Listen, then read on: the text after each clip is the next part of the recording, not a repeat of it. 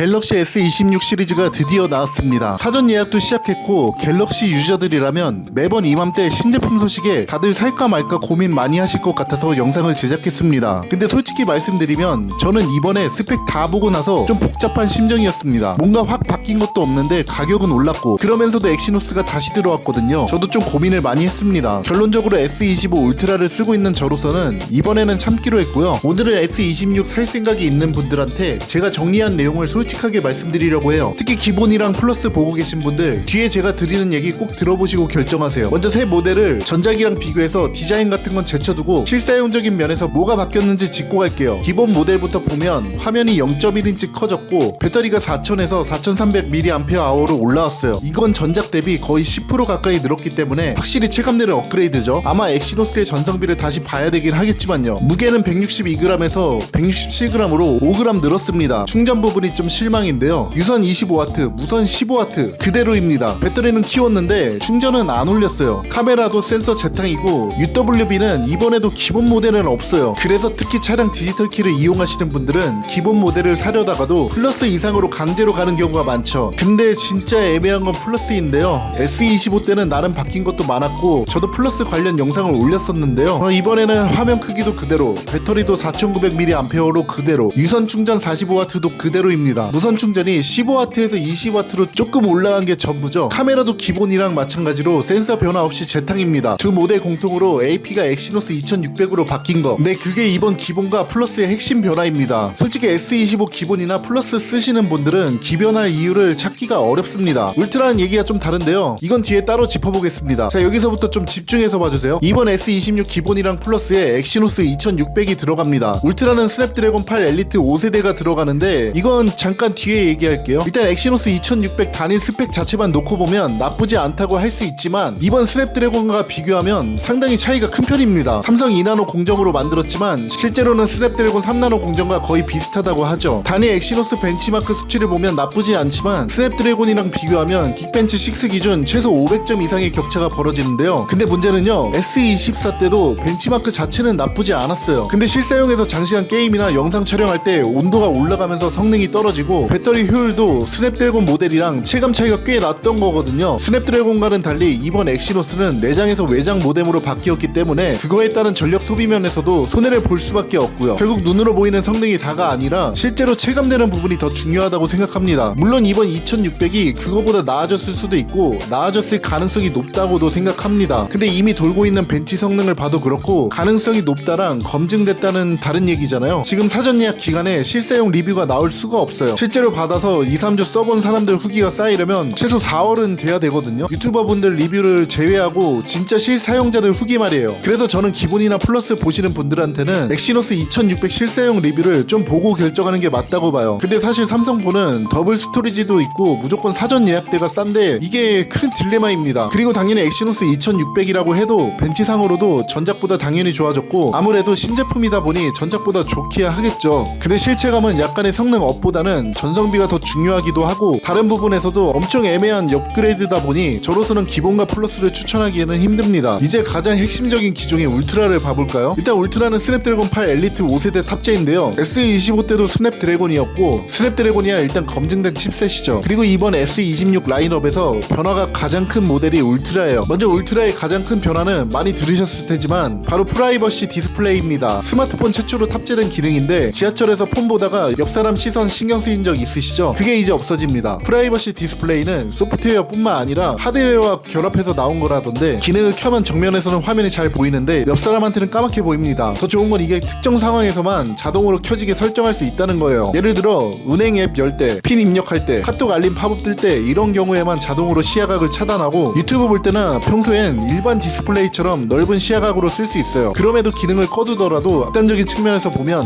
일반 폰보다는 화면이 아주 미세하게 어두워 보일 수 있습니다. 그래도 개인정보가 중요하거나 업무폰 쓰시는 분들한테는 이 정도 단점은 충분히 감수할 만한 진짜 킬러 기능이 될 것 같습니다. 이 기능도 S26 중에서 제일 큰 변화라고 할 수 있는데 아쉽게도 울트라에만 들어갔습니다. 카메라 얘기도 해야죠. 센서 자체는 메인과 5배 망원, 전작이랑 동일해요. 4년째 비슷한 구성이죠. 근데 이번의 핵심은 렌즈입니다. 메인 카메라 조리개가 f1.7에서 f1.4로 밝아졌어요. F값이 낮아진다는 게 렌즈가 빛을 더 많이 받아들인다는 뜻인데 센서가 같아도 야간 노이즈가 줄고 저조도 화질이 눈에 띄게 달라질 수 있거든요. 5배 망원도 f3.4에서 f2.9로 개선되었습니다. 줌을 당긴 상태에서 흔들림 잡는 게 더 쉬워지고 노이즈 제어도 좋아지는 거예요. 초광각은 화소나 조리개 변화 없이 전작이랑 동일하게 유지됐고요. 결국 센서 재탕이라는 비판은 맞지만 렌즈를 물리적으로 개선한 게 이번 카메라 업그레이드의 핵심입니다. 충전도 얘기해야죠. 울트라 유선 충전이 드디어 45W에서 60W로 올라갔습니다. 중국 스마트폰은 이미 예전에 넣어줬는데 노트 7 때인가 배터리 폭발 이슈 때문인지 굉장히 보수적으로 넣어주던 삼성에서 드디어 60W까지 올려줬습니다. 물론 중국 폰들은 100W를 넘어서 200W급까지 나왔긴 하지만요. 그래도 이 정도면 체감될 정도이기 때문에 확실한 업그레이드는 맞습니다. 무선 충전도 15W에서 25W로 올라갔고요. 이 부분도 상당히 체감이 되죠. 15W급에서는 무선 충전기에 올려놨다가 답답해서 그냥 유선으로 꽂아버리는 분들이 많았을 것 같은데 그런 경우가 줄어들겠죠. 기본 플러스가 충전 그대로인 거랑 비교하면 차이가 큽니다. 이번엔 소재도 다시 롤백 했습니다. 전작 S24, S25 울트라가 티타늄이었는데 S26 울트라는 아머 알루미늄으로 변경되었습니다. 이건 아이폰이 다시 알루미늄으로 변경되었기 때문인지 모르겠지만 시기가 좀 절묘하죠. 덕분인지는 모르겠으나 무게가 218g에서 214g으로 줄었고 두께도 8.2mm에서 7.9mm로 슬림해졌습니다. 램은 기본 12기가인데 1TB 용량 모델에만 16기가가 들어갑니다. 대신 가격이 무지막지하게 비싸죠. 물론 사전 예약 기간에는 256기가를 무료로 업그레이드 해주는 더블 스토리지가 있어서 256기가에 대한 차액만 지불하면 되기 때문에 좀 더 저렴하게 구입이 가능합니다. 일반 사용자 입장에서 12기가로 불편할 건 없지만 이제는 용량 업그레이드 하지 않아도 16기가가 들어갔으면 좋겠습니다. 그래도 요새 램값이 많이 올라서 사실 이 정도만 돼도 어쩔 수가 없는 거죠. 고용량 구매 고민 중인 분들은 참고하세요. 자, 정리해드릴게요. S26 기본 플러스는 변화가 크지 않고 엑시노스 2600 실사용 검증이 아직 없습니다. 사전 예약 혜택이 아까운 건 알지만 실사용 후기 나오고 나서 사는 게 더 안전한 선택이에요. S26 울트라는 스냅드래곤 확정이고 이번 라인업에서 변화가 제일 큽니다. 카메라 렌즈가 업그레이드 됐고 충전 속도 업그레이드, 소재 변경으로 가볍고 얇아졌고요. 프라이버시 디스플레이가 울트라에게만 적용된 것도 선택의 이유 중 하나입니다. 지금 살 거면 울트라가 가장 납득이 되는 선택입니다. 갤럭시 시리즈 종류별로 타겟층이 있으니까 기본 모델을 구매할 사람이 울트라를 억지로 사는 건 맞지 않죠. 그렇기 때문에 갤럭시 S21, 22 이하 모델을 쓰고 있는 게 아니라면 이번에도 한 번 더 참고 가는 것도 나쁘지 않아 보입니다. 내년에는 가격이 더 오를지도 모르겠지만 이번 모델부터 가격이 오르기도 했고요. 어차피 이번 세대에서 제일 완성도 있는 모델이 울트라거든요. 예산 상황은 다들 다르니까 최종 결정은 여러분들이 하는 거겠지만 제가 고른다면 이번엔 울트라로 갑니다. 도움이 됐다면 좋아요랑 구독 한 번씩만 부탁드립니다. 어떤 모델을 고르셨는지 저도 궁금하니까 댓글로 꼭 남겨주세요. 감사합니다.